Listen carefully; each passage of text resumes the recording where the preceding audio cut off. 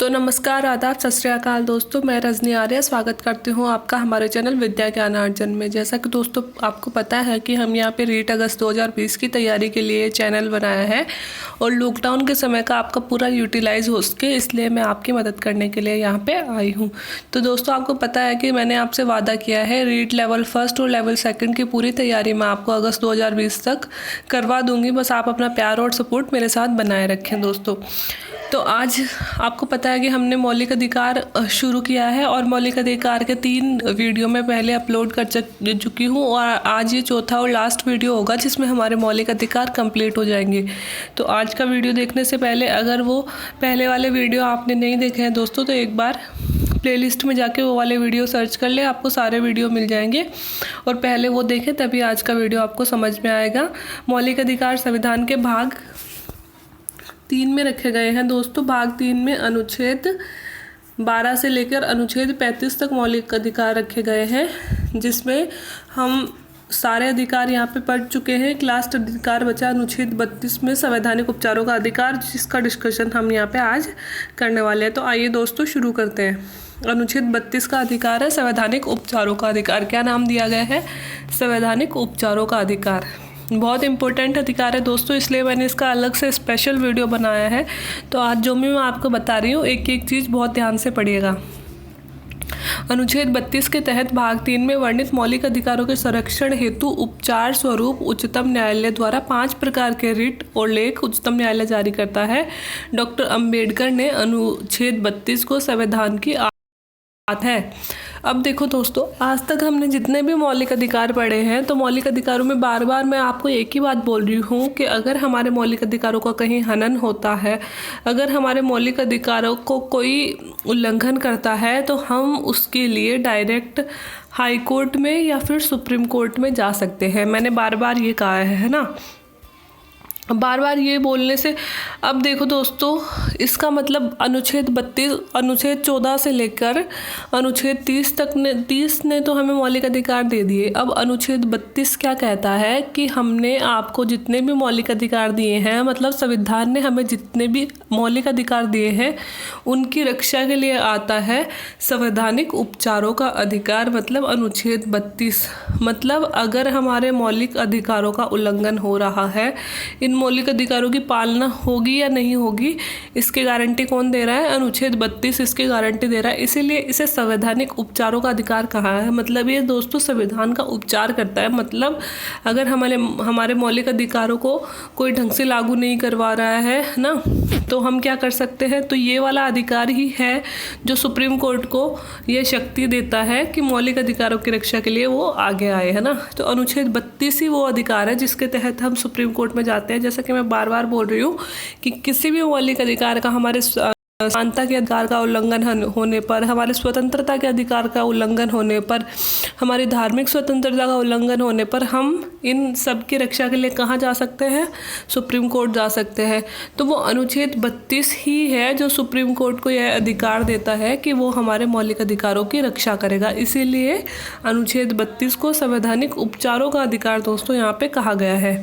अब अनुच्छेद 32 में क्या लिखा हुआ है कि अनुच्छेद 32 के तहत भाग 3 में वर्णित मौलिक अधिकारों के संरक्षण हेतु उपचार स्वरूप उच्चतम न्यायालय 5 प्रकार के रिट जारी करता है। मतलब जो भाग 3 में हमारे ये मौलिक अधिकार दिए गए हैं, उनकी रक्षा के लिए, संरक्षण के लिए और इनके उपचार के लिए उच्चतम न्यायालय मतलब सुप्रीम कोर्ट, है ना, 5 प्रकार के रिट और लेख जारी करता है।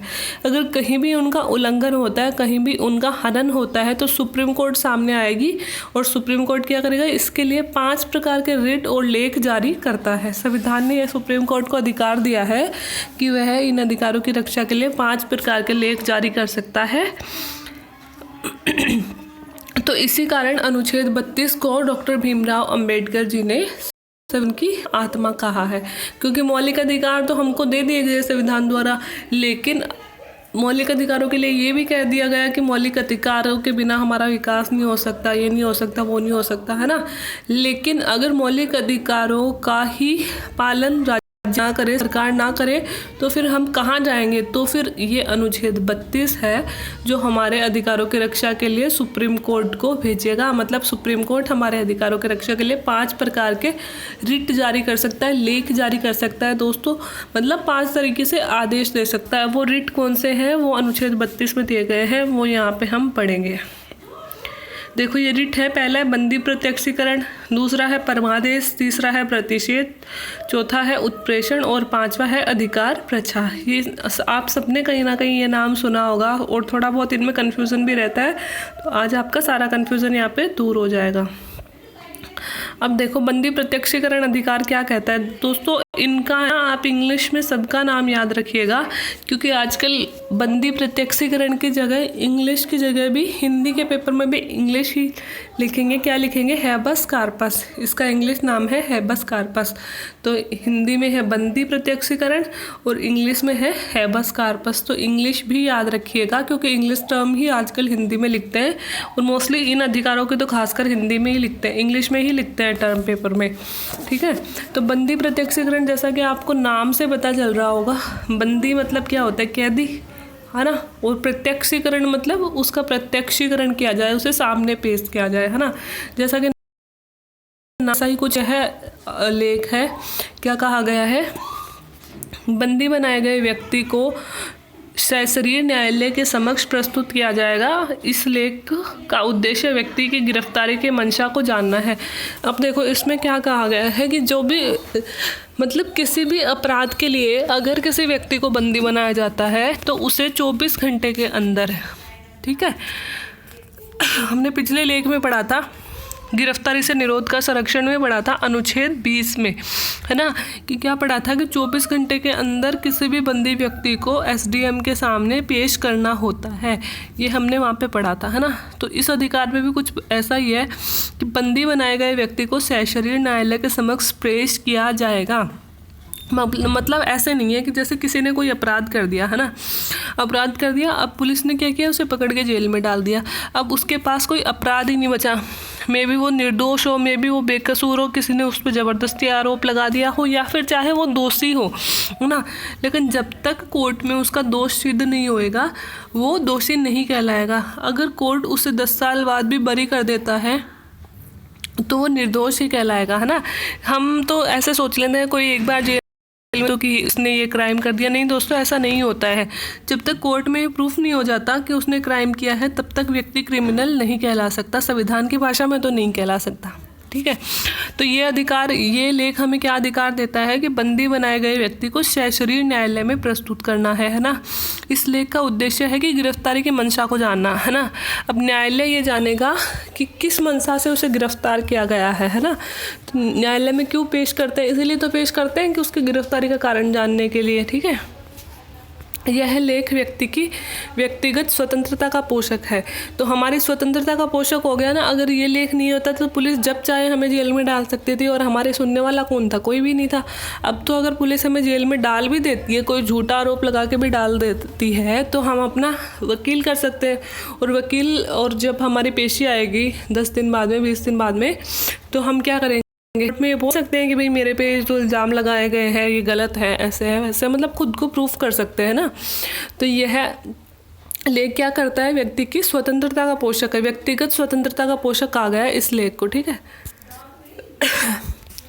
यहाँ बंदी बनाया गया व्यक्ति या फिर कोई अन्य पक्ष का न्यायालय में याचिका दायर कर सकता है। देखो, जिस व्यक्ति को बंदी बनाया गया है या तो वो, या फिर उस, अगर वो नहीं जा सकता, उसे बंदी बना लिया गया है, तो उसका कोई भी रिलेटिव या उसकी तरफ से कोई भी न्यायालय में उसके लिए याचिका लगा सकता है कि भाई इस व्यक्ति को ऐसे ऐसे बंदी बनाया गया है, तो हम लोग बोल रहे हैं कि इसे कोर्ट में पेश किया जाए, मतलब वो गलत कारणों से बंदी बनाया गया, ऐसे करके। न्यायालय द्वारा यह लेख व्यक्ति अथवा किसी संस्था, दोनों में से किसी के भी विरुद्ध जारी किया जा सकता है। अब देखो, न्यायालय यह लेख व्यक्ति के लिए भी और संस्था के लिए भी, है ना, किसी के लिए भी जारी कर सकता है। मतलब जैसे किसी व्यक्ति को बंदी बना रखा है ना, और न्यायालय के सामने जैसे उसके घर वालों ने एक रीट लगा दी कि हमारे जैसे इस घर वाले मेंबर को ऐसे ऐसे बोल के बंदी बना लिया गया, वो निर्दोष है, ना उसकी कोर्ट में पेशी की जा रही है ना कुछ और, तो न्यायालय क्या करेगा? परमादेश, बंदी प्रत्यक्षीकरण लेख जारी करेगा, है ना। और वो पूछेगा जिस भी थाने में है उस थाने में न्यायालय का आदेश जाएगा और पूछेगा कि इसे किस कारण से बंदी बनाया गया है, इसे तुरंत न्यायालय में पेश किया जाए, है ना। तो यह लेख किसी व्यक्ति और किसी भी संस्था, अगर संस्था ऐसा कोई काम करती है तो यह संस्था दोनों के लिए किसी के भी विरुद्ध न्यायालय जारी कर सकता है। तो समझ में आ गया बंदी प्रत्यक्षीकरण क्या है। किसी भी व्यक्ति को जब बंदी बनाया जा सकता है तो न्यायालय में पेश करना उस व्यक्ति का अधिकार है। अगर न्यायालय में उसे पेश नहीं किया जाता है तो सुप्रीम कोर्ट बंदी प्रत्यक्षीकरण लेख के द्वारा उस थाने को जहां वो गिरफ्तार है आदेश दे सकता है कि तुरंत उसे न्यायालय में पेश किया जाए, या फिर किसी संस्था के खिलाफ भी न्यायालय आदेश दे सकता है कि वह संस्था ने ऐसे ऐसे कुछ काम किया है तो वहाँ पे जो है उसे तुरंत हमारे सामने पेश किया जाए। ठीक है, तो ये व्यक्तिगत स्वतंत्रता का पोषक भी बोलते हैं इस लेख को। तो यह भी याद रखना कि व्यक्तिगत स्वतंत्रता का पोषक कौन सा लेख है, बंदी प्रत्यक्षीकरण है। क्यों भाई, हमारे अधिकारों के बारे में बात कर रहा है, हमारी बातें सुन रहा है, कोर्ट के सामने हमें बात करने का अधिकार दिया गया है, इसलिए इसे क्या कहा गया है, व्यक्तिगत स्वतंत्रता का पोषक कहा गया है। अब है परमादेश, उसे कहते हैं हैबस कार्पस, और अब है परमादेश, परमादेश को कहते हैं मेंडामस। इंग्लिश टर्म याद रखनी है दोस्तों, इनकी मैं बार बार कह रही हूँ कि इंग्लिश टर्म बहुत। मेंडामस का शाब्दिक अर्थ होता है, देखो हिंदी नाम से आपको पता चल रहा है परम आदेश। परम आदेश, परम मतलब बड़ा, आदेश मतलब आज्ञा, है ना, किसी बड़े की आज्ञा। तो इसका नाम से भी अर्थ समझ में आता है और इसका शाब्दिक अर्थ है हम आदेश देते हैं, वी ऑर्डर्ड।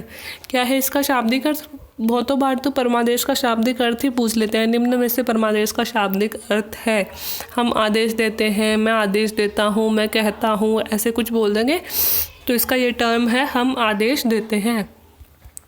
इस लेख में सर्वोच्च न्यायालय के किसी पदाधिकारी को अपने कर्तव्य का पालन करने का, सर्वोच्च न्यायालय किसी पदाधिकारी को अपने कर्तव्यों के पालन करने का आदेश देता है।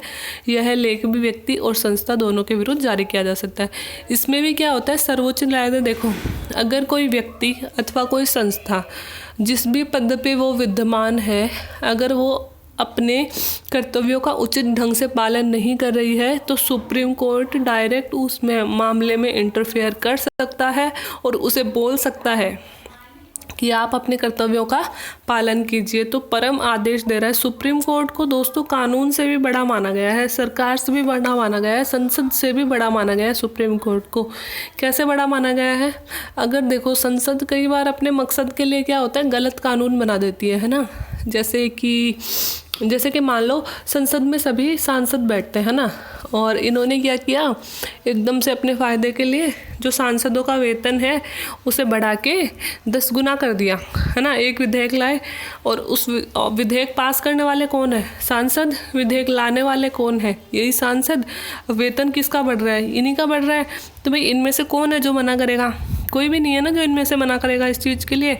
तो क्या होता है, जैसे एक एग्जाम्पल दे रही हूँ, रियल में ऐसा कुछ हुआ नहीं है। तो मान लो अगर इन्होंने ऐसा कर दिया कि अपने लाभ के लिए अपना वेतन इन्होंने बढ़ा लिया, एक प्रस्ताव संसद में लाए, सारे सांसदों ने उस पर हस्ताक्षर कर दिए, वोट दे दिया, वो प्रस्ताव पास हो गया। तो अब अगर सुप्रीम कोर्ट को लगता है कि भाई इतने पैसे आप लोगों को किस चीज़ के लिए मिल रहे हैं, इतने पैसों के तो लायक आप हो ही नहीं, ये वो पैसे हैं जो जनता के विकास के लिए, इंफ्रास्ट्रक्चर में, डेवलपमेंट में, है ना, कंट्री की इकोनॉमी में, डिफेंस में, इनमें खर्च होने चाहिए, जो आप अपने जेब में लेके जा रहे हो। अगर सुप्रीम कोर्ट को ऐसा लगता है तो सुप्रीम कोर्ट क्या कर सकता है, 1 सेकंड लगेगी दोस्तों, उस कानून को रद्द घोषित कर सकता है। इतनी पावर होती है हमारे सुप्रीम कोर्ट में। उस कानून को रद्द घोषित कर सकता है जिसमें संसद ने इतनी मेहनत से बनाया है कि पहले कोई प्रस्ताव लेके आया, फिर उसे जिस भी सदन में प्रस्ताव आया, मान लो लोकसभा में आया है तो लोकसभा में उसे बहुमत से पास करवाया, फिर राज्यसभा में बहुमत से पास करवाया, फिर राष्ट्रपति के हस्ताक्षर उस पर करवाए, इतना सब प्रोसेस करके किसी भी प्रस्ताव को कानून बनाया। और सुप्रीम कोर्ट को अगर वो लगता है कि ये कानून गलत है, जनता के साथ इससे गलत काम हो रहा है, भेदभाव हो रहा है, जनता के मौलिक अधिकारों का हनन हो रहा है, तो सुप्रीम कोर्ट उस कानून को 1 सेकंड में एक आदेश से रद्द कर सकता है। इतनी पावर है हमारे सुप्रीम कोर्ट में, है ना। तो ऐसी कुछ पावर परमादेश में है कि कोई भी संस्था हो, चाहे कोई व्यक्ति हो, चाहे प्रधानमंत्री ही क्यों ना हो, अगर अपने कर्तव्यों का ढंग से पालन नहीं कर रही है तो सुप्रीम कोर्ट है आदेश दे के भाई आप अपने कर्तव्यों का पालन क्यों नहीं कर रहे हो, है ना। मतलब उस पर एक तरह से जैसे कोई अगर वो हो जाता है, तानाशाही करने लगता है, तो उस पर रोक लगा सकती है, चाहे वो कोई संस्था हो, चाहे वो कोई व्यक्ति हो। तो ये होता है परमादेश। अब तीसरे लेख पे चलते हैं, प्रतिषेध। प्रतिषेध को इंग्लिश में बोलते हैं प्रोहिबिटिशन। क्या बोलते हैं? प्रोहिबिटिशन, प्रतिषेध। अब देखो दोस्तों, प्रतिषेध का भी नाम से आपको पता चल रहा है प्रतिषेध मतलब क्या होता है, रोकना। प्रोहिबिट क्या होता है? रोकना। इंग्लिश टर्म से हमें पता चल रहा है प्रोहिबिट यानी रोकना होता है ना। इसका शाब्दिक अर्थ है उक्त कार्य आपके लिए निषेध है। देखो, यह संस्था के विरुद्ध जारी किया जाता है। यह रिट सुप्रीम कोर्ट के द्वारा हाई कोर्ट के विरुद्ध भी जारी की जा सकती है ताकि वहाँ मामलों की सुनवाई को रोका जा सके। अब देखो, जो प्रतिषेध है दोस्तों, वो मोस्टली सुप्रीम कोर्ट और हाई कोर्ट के बीच ही होता है। प्रतिषेध का अर्थ क्या होता है? उक्त कार्य आपके लिए निषिद्ध है, मतलब जो आप कार्य कर रहे हो, निषिद्ध मतलब रोकना, मतलब आपके अधिकार में नहीं है ना। उक्त कार्य मतलब आपके लिए करना वर्जित है, मना है, ऐसे होता है ना इसका अर्थ। तो अब रोकता किसको है? सुप्रीम कोर्ट ये लेख जारी करेगा। दोस्तों, ये जो 5 रिट में बता रही हूँ, जारी करने का अधिकार एकमात्र सुप्रीम कोर्ट के पास ही है ना, क्योंकि हमारे मौलिक अधिकारों का रक्षक कौन है? सुप्रीम कोर्ट ही तो है हमारे मौलिक अधिकारों का रक्षक, ठीक है। तो सुप्रीम कोर्ट क्या करती है?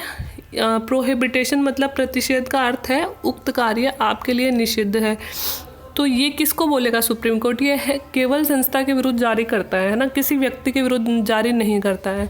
इसमें सुप्रीम कोर्ट द्वारा या सुप्रीम कोर्ट हाई कोर्ट के विरुद्ध जारी कर सकता है, किसी मामले की सुनवाई को वहाँ रोका जा सके। अगर देखो सुप्रीम हाई कोर्ट में, हाई कोर्ट तो देखो हर राज्य में है ना अपने, और सुप्रीम कोर्ट तो हमारा एक ही है दिल्ली में। अगर हाई कोर्ट में किसी ऐसे मामले की सुनवाई चल रही है जो अंतर्राष्ट्रीय रूप से छा रहा है, मतलब एक मतलब हमारा राष्ट्रीय मुद्दा बन गया है, वो किसी स्टेट के हाई कोर्ट में वो सुनवाई चल रही है ना, तो और वो मुद्दा बन गया है राष्ट्रीय का, है ना, लोक महत्व का मुद्दा बन गया है। तो फिर हाई कोर्ट क्या करेगा, सुप्रीम कोर्ट क्या करेगा, उच्चतम न्यायालय क्या करेगा, उस उच्च न्यायालय के लिए प्रतिषेध लेख जारी करेगा और उसे कहेगा कि आप जो कार्य कर रहे हो ये आपके अधिकार में नहीं है। उस केस को वहीं रोक देगा।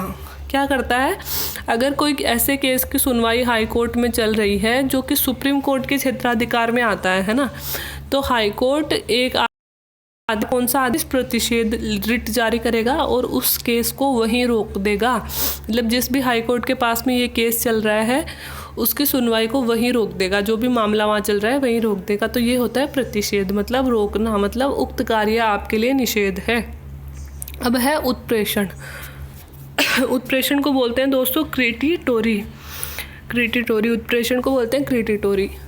यह लेख भी संस्था के विरुद्ध, अब देखो प्रतिषेध भी संस्था के विरुद्ध और ये लेख भी संस्था के विरुद्ध ही जारी किया जाता है, जिसका शाब्दिक अर्थ किसी मामले को अपने से सीनियर कोर्ट या फिर वरिष्ठ न्यायालय को प्रेषित किया जाए। अब देखो दोस्तों, वो था प्रतिषेध। प्रतिषेध में क्या हुआ कि कोई मामला जो हाई कोर्ट के क्षेत्र का नहीं है, सुप्रीम कोर्ट के क्षेत्र का है, तो सुप्रीम कोर्ट ने प्रतिषेध नामक लेख जारी करके हाई कोर्ट को बोला कि इस मामले को आप यहीं रोक दो, ठीक है, वहाँ मामला रोक दिया। अब उत्प्रेषण का अर्थ क्या होता है? उत्प्रेषण द्वारा क्या करेगा, वो जो मामला हाई कोर्ट में रोका है उस मामले को अपने पास बुला लेगा, मतलब सुप्रीम कोर्ट में ले आएगा। अब वो केस हाई कोर्ट की जगह सुप्रीम कोर्ट में सुनवाई की जाएगी उस केस की। इसका अर्थ ही कुछ ऐसा है कि किसी मामले को अपने से सीनियर कोर्ट या फिर वरिष्ठ न्यायालय में प्रेषित किया जा सकता है। मतलब सीनियर कोर्ट कौन होगा? हाई कोर्ट से सीनियर कौन होगा? सुप्रीम कोर्ट ही होगा। तो उसके लिए यदि सुप्रीम कोर्ट को यह प्रतीत होता है कि हाई कोर्ट में चल रहा कोई केस या मामला ऐसा है जिसकी सुनवाई सुप्रीम कोर्ट में की जानी चाहिए, तो हाई कोर्ट में नहीं, तो इस रिट के द्वारा सुप्रीम कोर्ट संबंधित मामले को हाई कोर्ट से अपने पास बुलवा सकता है, मंगवा सकता है।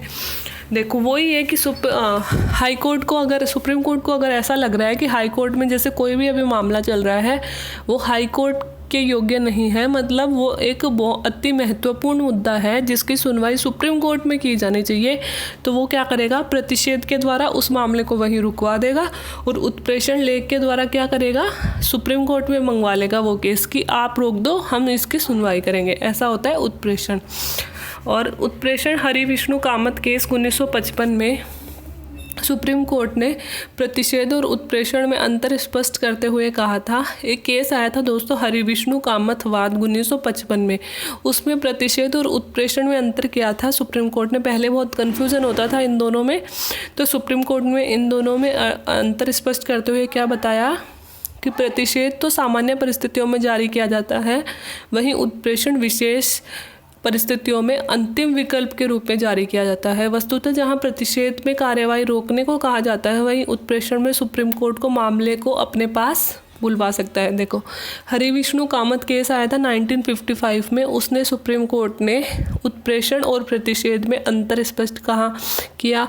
सुप्रीम कोर्ट ने कहा कि प्रतिषेध जो होता है वो नॉर्मल जो परिस्थितियां चल रही हैं तो उनमें जारी किया जाता है। मतलब कोई नॉर्मल केस है जिसमें सुप्रीम कोर्ट को लगता है कि इस केस की सुनवाई हाई कोर्ट में नहीं होनी चाहिए, तो वो उस केस को वहीं रुकवा देता है, ठीक है।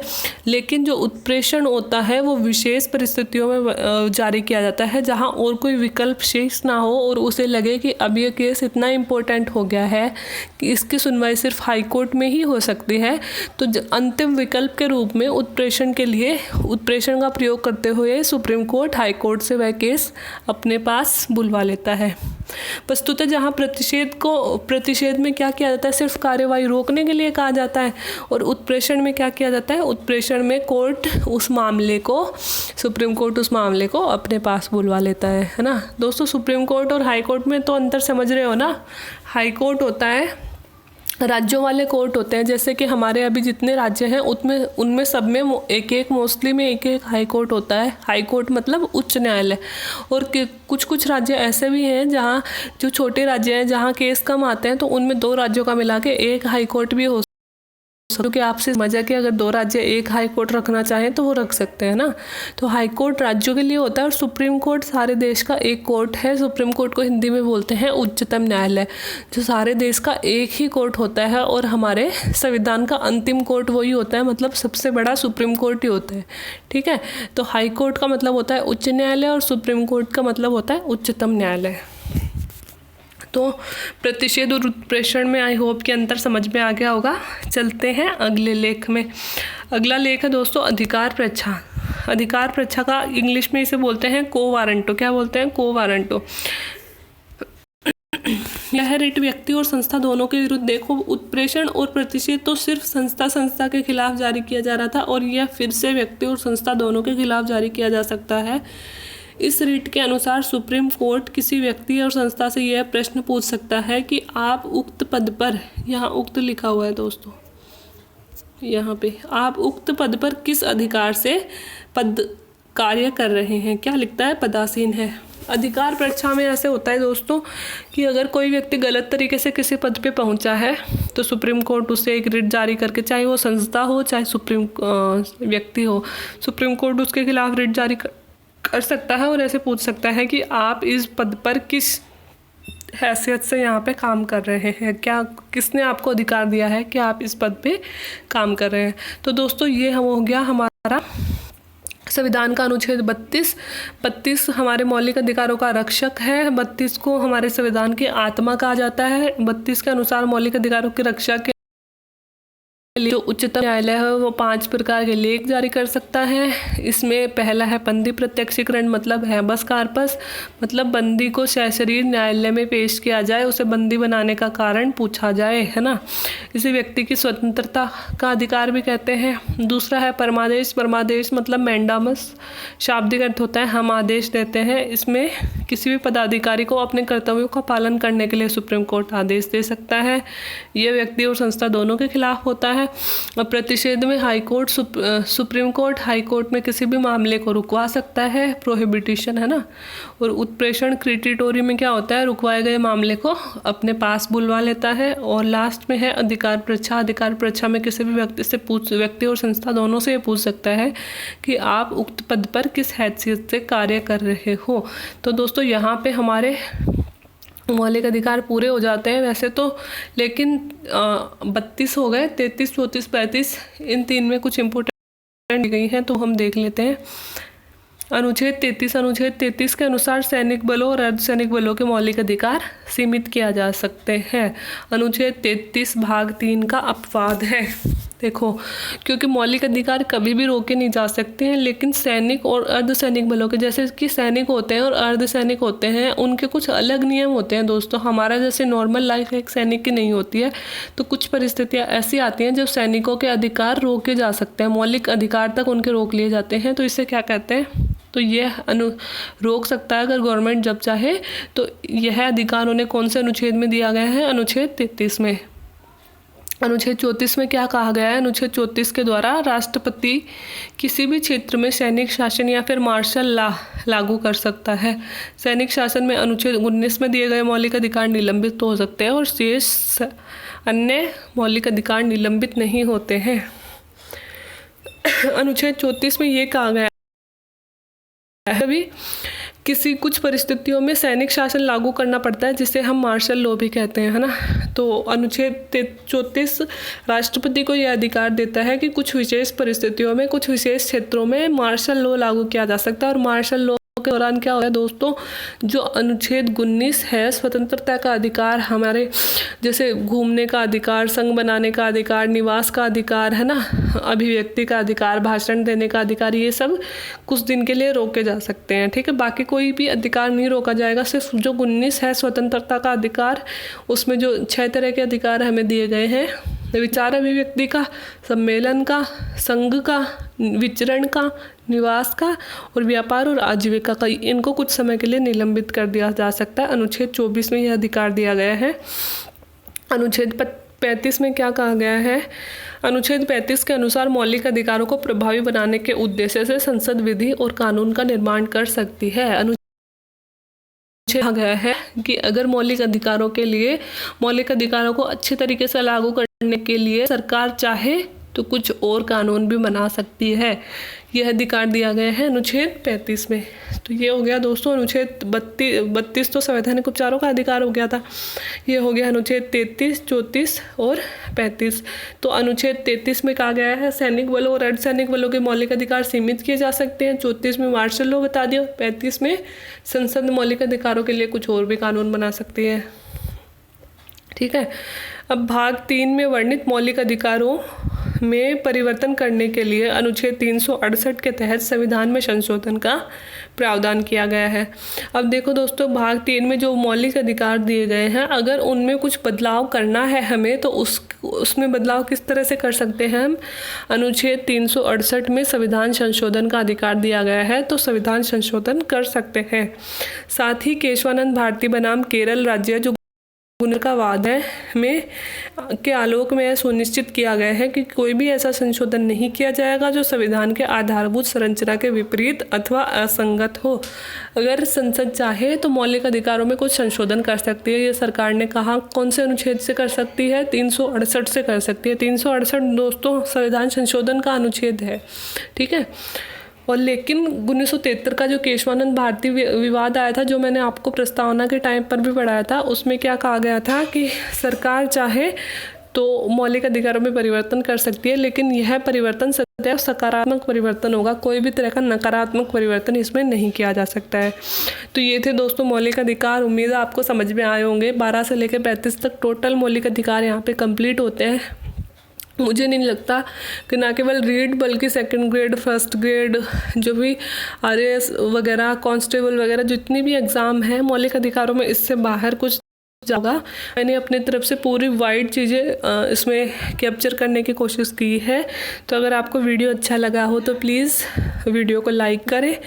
जिन भी दोस्तों को इसकी ज़रूरत है, आपके दोस्तों को इनकी ज़रूरत है, वहाँ तक चैनल को शेयर करें और प्लीज़ मेरे चैनल को सब्सक्राइब करें और बेल आइकन दबाना ना भूलें। वीडियो में कोई कमी लगती है, अगर कुछ चीज़ समझ में नहीं आई है तो नीचे कमेंट बॉक्स में कमेंट करें। Thank you very much.